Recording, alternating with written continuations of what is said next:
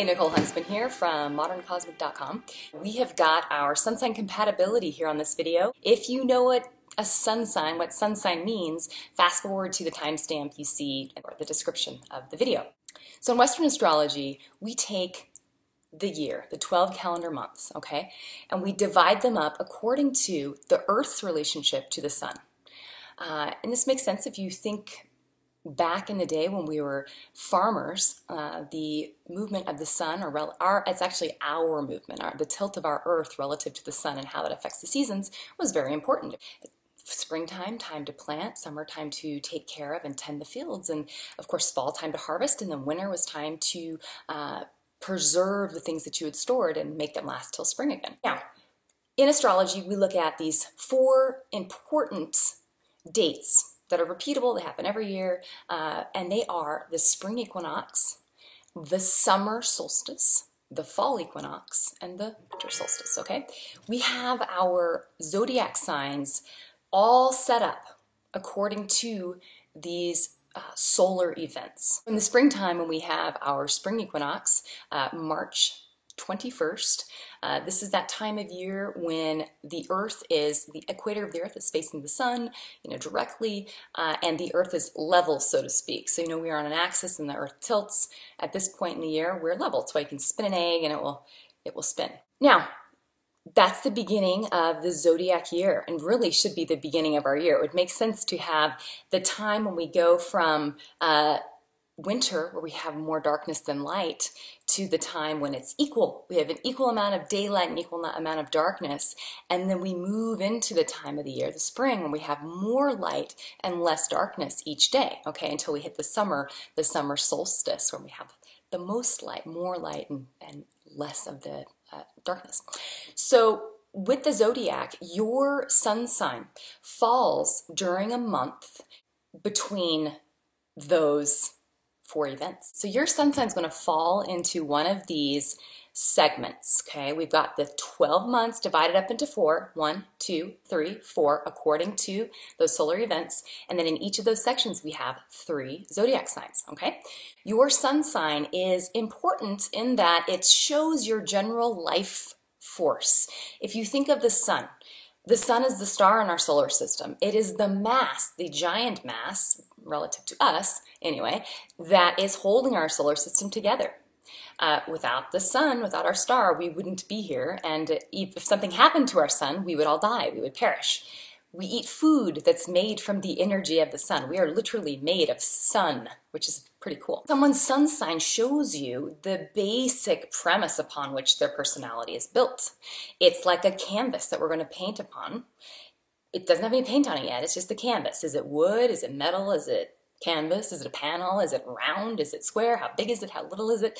The zodiac sign will sort of illuminate, and it will explain and make granular sort of this very basic part of what we have to work with, okay, with the personality. So it's the first step in building, when you're looking at an astrology birth chart, it's the first thing you look at because you're going to build upon it, all right? And then all the brushstrokes come with the moon and all the angular houses and the planets and the aspects between the planets. That's when it becomes a beautiful picture.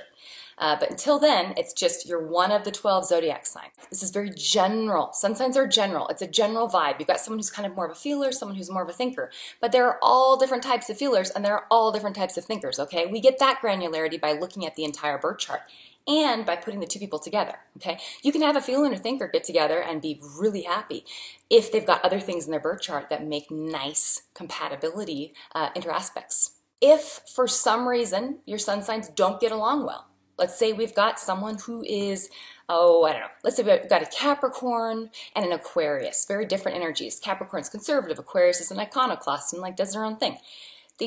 On the surface, sun sign-wise, these 2 aren't going to jive perfectly. But if you look underneath, maybe they have moons that are both in water, and it gives them an emotional warmth, or it gives them an emotional depth to the cooler Capricorn Aquarius facade. There's another thing you want to look at between your compatibility charts. There are several, but another important primary planetary aspect that you want to look at, or planetary placement, I should say, that you want to look at. And I'm going to talk about this at the end of the video, so Stay tuned, watch the compatibility, and at the very end I'll explain to you how to find, if your sun compatibility isn't great, there's another thing you can look at that will indicate whether or not the two of you are going to have long-lasting happiness together, or if it's going to be sort of a no-win battle, okay? All right, let's get on to our sun signs, and please leave me comments if you have questions, and this is going to be a lot of fun. Aries. Aries are our people born March 21st to April 19th. This is the first sign in the zodiac. These people are born during the time of the year when we're moving from the wintertime into the spring. So there's a vitality. There is an outgoing movement of energy, just like a plant would be blooming, a tulip would pop up through the soil. That's sort of the same thing that I see with an Aries.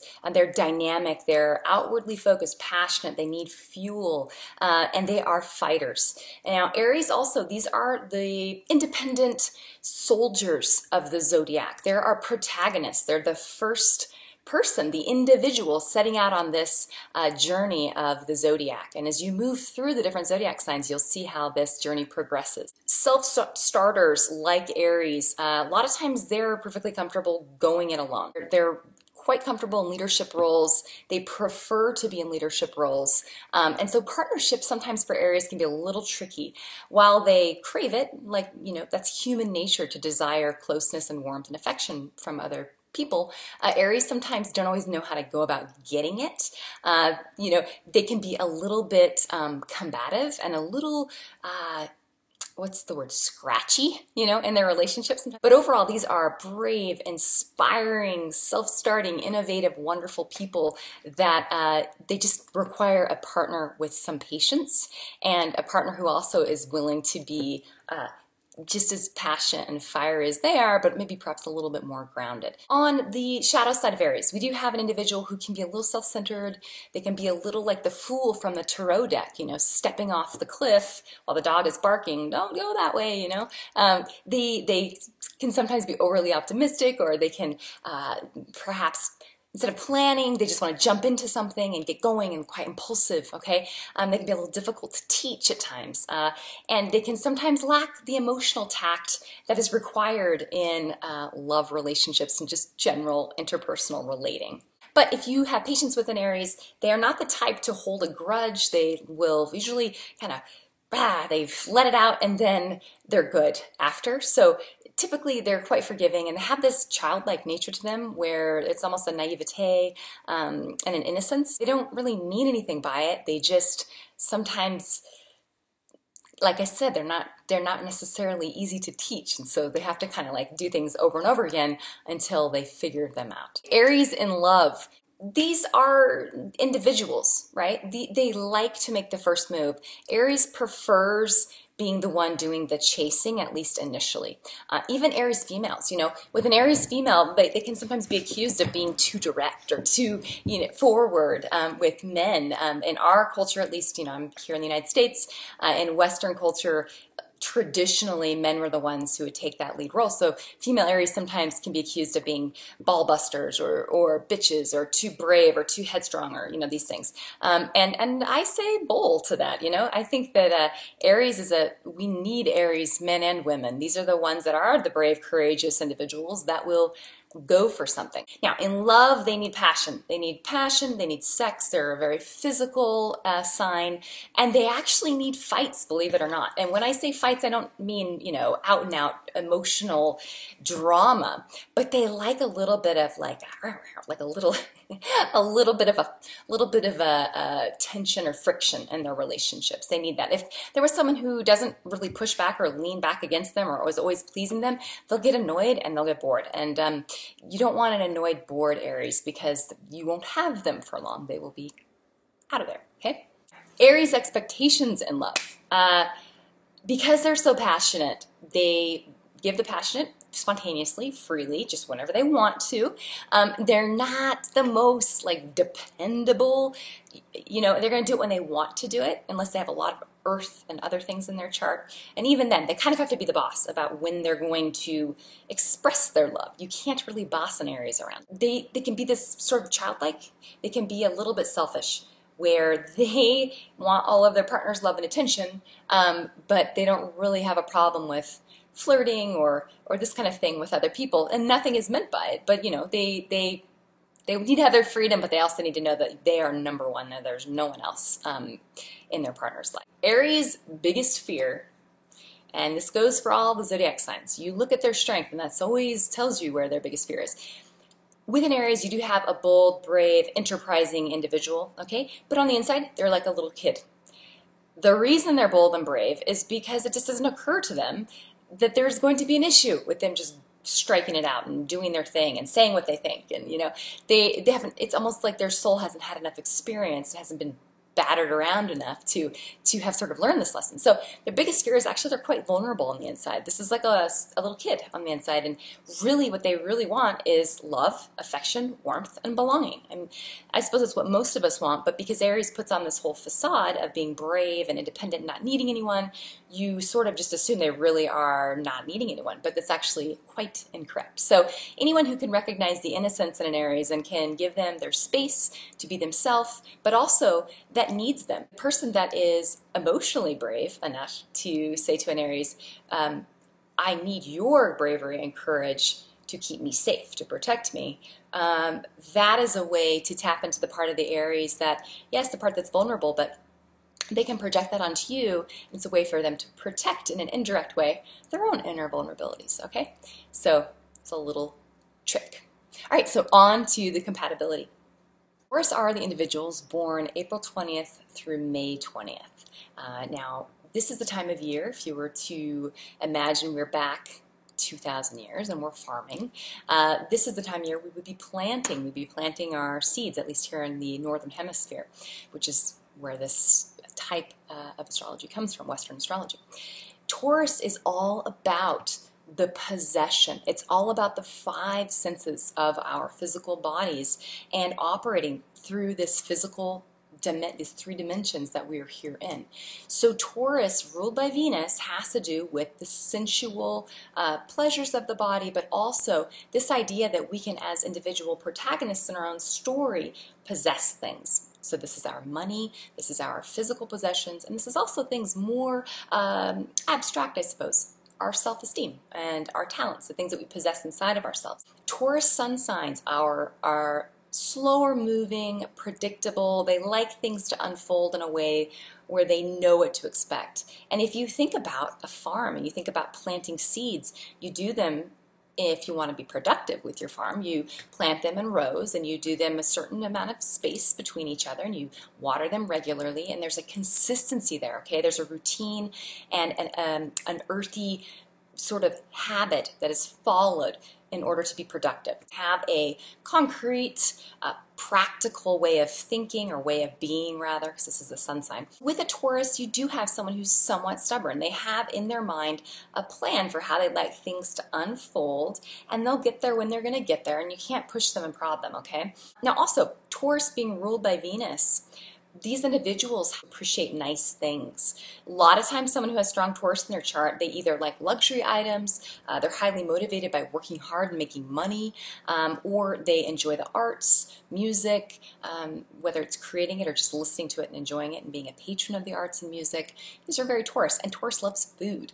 Again, and sex. This is the body, being in a body, having a spirit in this human form where we get to experience the pleasures of what comes with this body. On the high side with Taurus, we have steadfast, loyal, determined, artistic, usually. Sometimes they're not artistic. Sometimes it comes out in other ways, like it comes out in the enjoyment of the arts or the enjoyment of food and these things I've talked about before, the five senses. They are understanding and affectionate. They're calm. They like peace and harmony in their relationships. Okay, this is Venusian. They're practical, sensual, passionate people. Their passion is different than the Aries passion. The passion of a Taurus is more slower moving and sensual, and it's more consistent. You know, Aries, the sign we did earlier, would just kind of flare up, whereas Taurus is going to come out slowly and sensually. Now, on the shadow side, or if you've got a low-functioning Taurus, you can have someone who's stubborn, who's materialistic, who's hedonistic. You know, they are focused way too much on the outside and not on the inside. There's an unmovable nature to a shadow, low-functioning Taurus. They can be possessive, afraid of change. They have a really strong need for security, and so they're afraid to sort of break out from situations they know aren't best for them. So they can overstay bad relationships or bad situations at work or just life situations, just be in the same career for years that they don't like, but it's the devil you know is safer than the devil you don't know. And they can be a little lazy and a little vain. That's our Venus. Now, this is low functioning. Taurus in love.